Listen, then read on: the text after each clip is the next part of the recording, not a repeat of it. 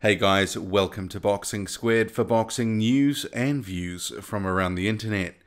I've found it very interesting how little is and has been said by the WBC over its effective clearing of heavyweight contender Luis King Kong Ortiz, who failed a drugs test in September ahead of a scheduled fight with WBC champion Deontay Wilder. And this video is not even really about doping per se, more rather a look at how this whole messy situation played out, the collateral damage along the way, and to ask the question at the end, given the result, does the WBC owe Ortiz an apology? I'll hit the highlights of the history really quickly and then get onto some thoughts. So in late September, the WBC effectively hung Luis Ortiz out to dry on social media in the middle of the night. That action by WBC President Mauricio Sulaiman of tweeting a failed test without any context to go alongside it, it set off a firestorm on social media and created a narrative in the media and with the public that Ortiz was guilty from the get-go. And I commented at the time that Sulaiman had he dropped the tweet and watched the world burn. The WBC admitted at the time an investigation hadn't really got off the ground before the tweet went out. And I was also quick to note that, in fairness to Ortiz and his reputation, wouldn't the WBC want to establish the facts of the matter before torching him in such a very public way? I mean, as you can imagine, Team Ortiz, it was caught on the hop and was trying to put out the fire with some reactive statements and such. But the damage, it had been done. And Ortiz's reputation from that point, from the tweet, it was shot. And the actual line from the Ortiz camp, it was blood pressure medicine had been prescribed legally at an emergency department, and that was likely the cause of the failed test. And in the subsequent days, it emerged that shockingly, and I have to say the third time, shockingly, the Ortiz camp hadn't filed the appropriate paperwork to square away that medicine with the VADA testers who administer the WBC's clean boxing program. And that's on them. That's their fault entirely, and they need to accept that they fouled up in a major way. So the WBC, it then withdraws, and this was at its conference in Baku in Azerbaijan, it withdraws its sanctioning of Luis Ortiz's scheduled fight with Deontay Wilder. And instead it installs Bermane Stiverne, who was the actual mandatory challenger to Wilder anyway. As we know, that fight turned out in Wilder's favour in quite comprehensive fashion. We would have much rather seen the Ortiz fight. But pretty much after the sanctioning was withdrawn, the WBC, it just went dark. There wasn't much said. It wasn't saying much at all about any of this. And then from the Ortiz camp, claims of a medical suspension of sorts, they started to emerge. And we just really didn't know what was happening. We had to take Team Ortiz at face value because the WBC wasn't saying much of anything. And Sulaiman, then he meets Ortiz and his team in early November in New York to talk about Ortiz's future.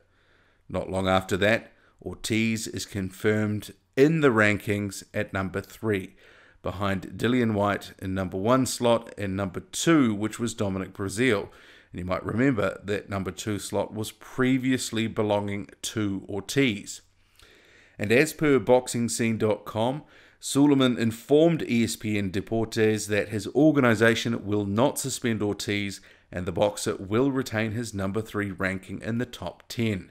The next step, says Sulaiman, is to have a series of exams to ensure Ortiz is healthy enough to fight, and then the WBC will monitor Ortiz's future drug tests. And that is it in terms of the statement. I mean, I tried finding more on this from Sulaiman, but it's a bit threadbare on the internet for official information. I looked for an official statement on the WBC website, but couldn't find one. I went to Sulaiman's Twitter page to see if he'd said anything about Ortiz being effectively cleared and allowed to fight, but not a jot, nothing was there. And a bit strange given he was the one that set this whole thing off in motion with his tweet in the middle of the night. And of course, I mean, you can find some stuff on Luis Ortiz's social media accounts. But even then, I mean, the rhetoric is Ortiz never went anywhere. He's ready to fight, ready to take on Wilder, ready to take on whoever. I mean, and the thing here that's curious for me, not a bad word about the WBC, nothing negative. And it's the sanctioning body that took away his title shot. And we must remember this. It's the sanctioning body that effectively labelled him as drugs cheat on social media. That called him out as a drugs cheat on social media to the world. And then later, it quietly reinstalled him into the rankings. If it were me, I would want my pound of flesh, and I'd be going after them for loss of earnings or something like that. But I guess here, and this is the thing with these meetings and closed-door sessions and whatnot, we don't know what was said, what was agreed. There probably is some sort of deal that was reached, I mean, and that extends to testing and whatnot, but who knows what other little side deals and caveats are part of it. We'll just never know. But at the end of the day, Ortiz, he did still fail a drugs test. And clearly they hadn't filed the appropriate paperwork.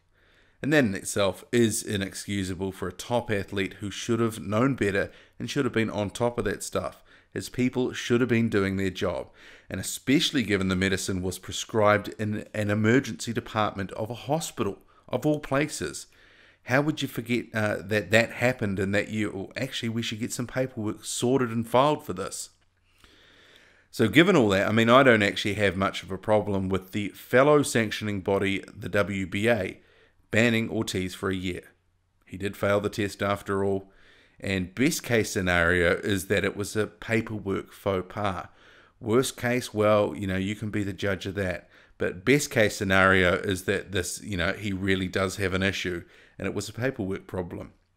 But WBA President Gilberto Mendoza, he says his organization is taking a tougher position than the WBC because it based its decision on the fact that Ortiz tested positive for anabolic steroids in 2014, when he was the WBA's interim heavyweight champion. I get that. The WBA is entitled to do as it sees fit. And that's exactly what the WBC has done, but it's just reached a different conclusion. It's landed in a different position. But given the WBC ruined Ortiz's reputation with one tweet before it had all the facts, and now it's done a complete about turn and put Ortiz in the rankings, effectively clearing him, so seemingly accepting the failed test as relating to a medical issue, does it not owe Luis Ortiz an apology? What do you make of that? Do you think they do owe him an apology, given all that, what I've just laid out there? I would say yes, just based on the U-turn. And the fact that the WBC has been so silent on the whole issue is very strange in itself. And it certainly could have made a bigger splash of its decision to let Ortiz remain in the rankings if it wished to. But it didn't. It fed the story to one news organization and moved on. No tweets on social media from Suleiman, no statement on the website, despite it actually being quite a big deal, being quite a big story. They just tried to let this one settle and drop without a trace. So really there has been zero transparency from the WBC in all of this, and that's what's quite disappointing for me. I have no idea whether this medical situation is legit or not, and it certainly leaves room for people to speculate that something fishy is up and some sort of dodgy deal has been reached in the back room. I'm not suggesting that it has, but certainly because of the silence, there's an information vacuum and people will fill it with whatever they want to.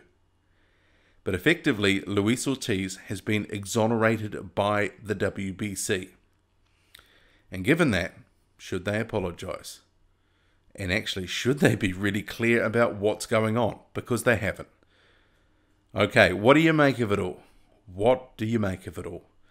Drop a comment, hit like, hit subscribe, follow me on Twitter, boxing_squared. I'm out.